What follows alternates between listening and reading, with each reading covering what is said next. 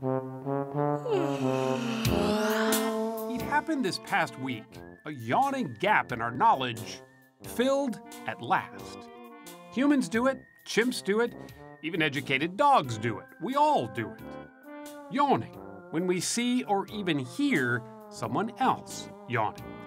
And in the latest issue of the journal Current Biology, a group of researchers sets out to solve the mystery about why it is so contagious.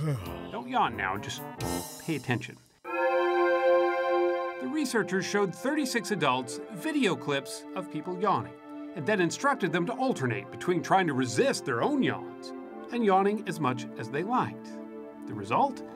Well, what the researchers concluded was that instructions to resist yawning increase the urge to yawn. In other words, fighting contagious yawning can actually feed contagious yawning.